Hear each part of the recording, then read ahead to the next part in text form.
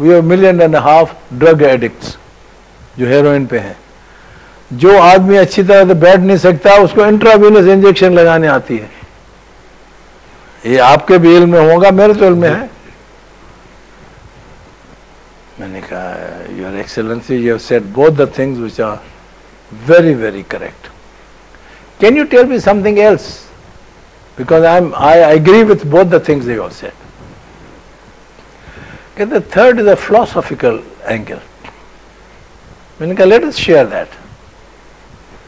कहते फिलॉसफी ये है, you interfered in the balance of two superpowers and you are a small country. What happens to a smaller man that wants to play a bigger role? You will suffer because of that.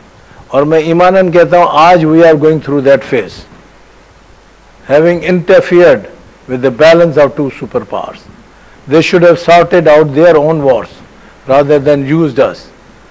अब उस पर जब मैं कहूँगा शागर तालिबान को कौन लाया था? अमेरिकन लाए थे।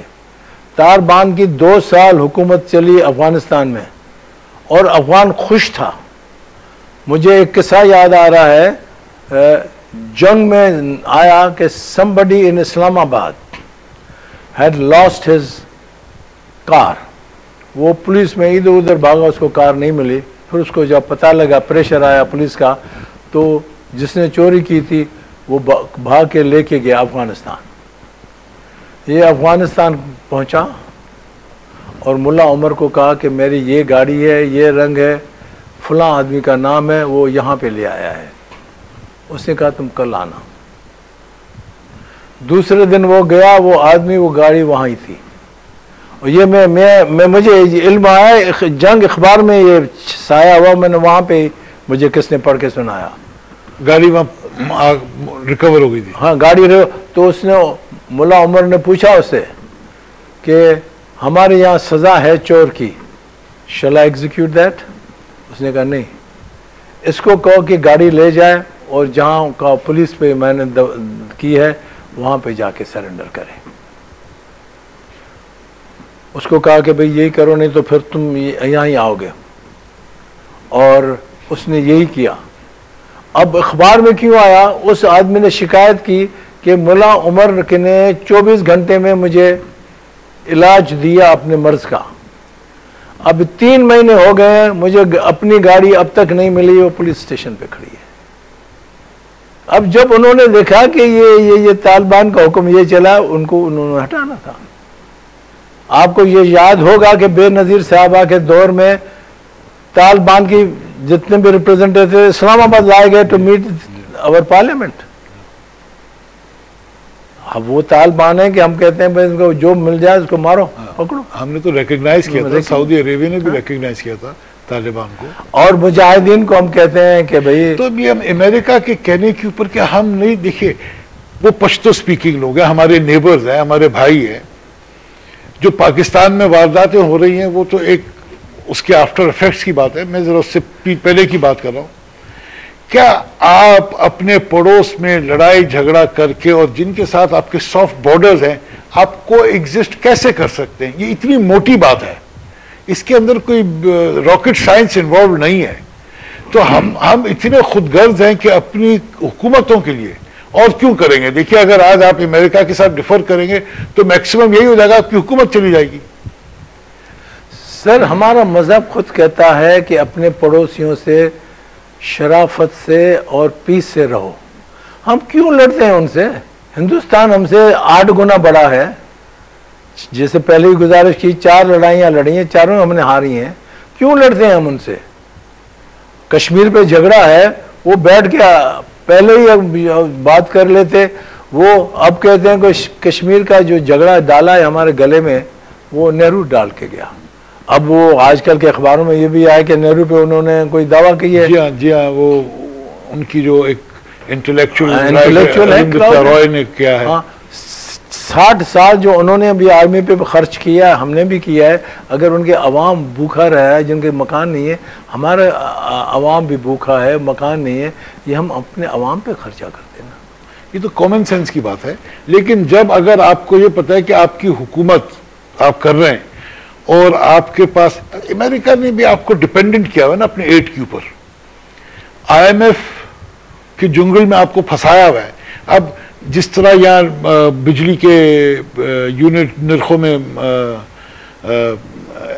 पैसे बढ़ रहे हैं और पेट्रोलियम प्रोडक्ट्स की, और जो महंगाई का आलम है, ये सब इंस्टेबिलिटी अमेरिका को सूट करती है, क्योंकि आपकी हुकूमत में सारी अमेरिका का नहीं कहे। अब पार्ट देखिए, मैं आपको एक चीज बताऊं, अमेरिका में 3 पैरेलल गवर्नमेंट्स हैं।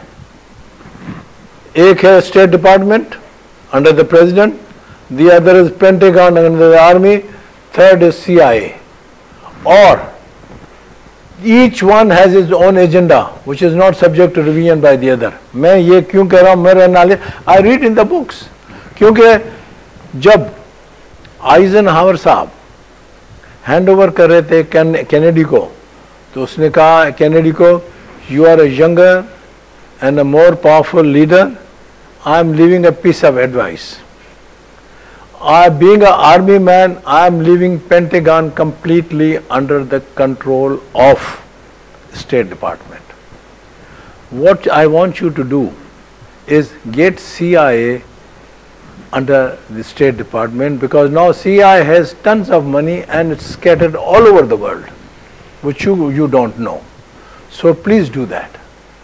वो बेचारा मर गया। अब दूसरे किताब लिखते हैं कि please realize what a heavy price Mr. Kennedy paid by following honest advice of his opponent though, of Eisenhower.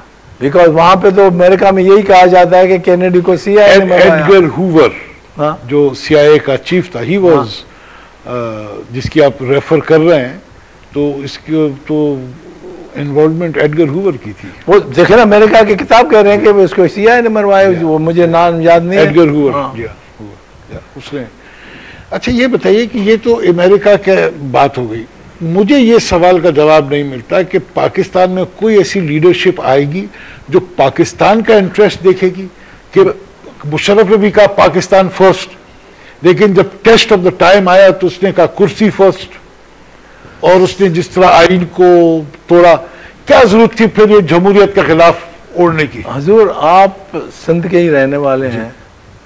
Sindh में पुरानी कहावत है, ये दिल्ली का बदमाशी से तुम नहीं जीतोगे। सही, आपने सुना है? जी हाँ।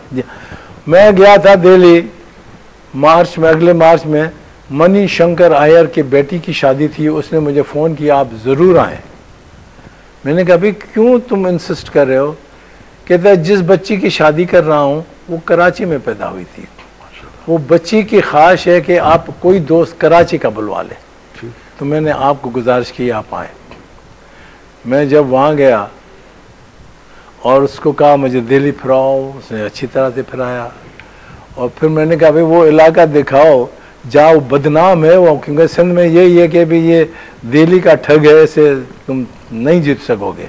मुझे वो इसका हंस के कहता है कि हमने सबको पाकिस्तान भिजवा दिया है। तो ये हकीकत हो या नो, लेकिन वो he made a joke out of it. अब वो यू सी हम तकलीफ में थे। अब देखे ना, हमने ईस्ट पाकिस्तान को अलहदा करके बांग्लादेश कर दिया, वहाँ कोई तकलीफ नहीं है, they are working as a good nation. बाकी जो पाकिस्तान रह गया है उसमें 4 सूबे हैं, चारों सूबों की ज़बान अलहदा है, उठ बैठ अलहदा है, हिस्ट्री अलहदा है, तौर तरीके अलहदा है। सिंध अंग्रेज़ों ने टालपुरों से के बादशाह से लिया, पंजाब उन्होंने रंजीत सिंह से लिया, बलूचिस्तान और सरहद वो मलकों और सरदारों के नीचे था। वो उनकी हर एक सरदार, हर एक मलिक का अपना इलाका था, उनकी अपनी फौज थी, अपने काजी थे, वो चल रहा था। अब वो कोई लीडर ऐसा मुझे तो नजर नहीं आ रहा है कोई इन चारों सूबों को साथ में चलाए। तो क्या देखते हैं आप? मैं अल्लाह करे मैं गलत हूं, मैं वो हूं जो महमूद हारून के पीछे भाग कर कहता था लेके रहेंगे पाकिस्तान, लेके रहेंगे पाकिस्तान। अब मुझे तो तकलीफ होती है, वो पाकिस्तान आजकल तकलीफ में है। खुदा कर रहे लेकिन हमारा ये परसेप्शन है कि ईस्ट पाकिस्तान अलग हो गया, उसमें 1000 किलोमीटर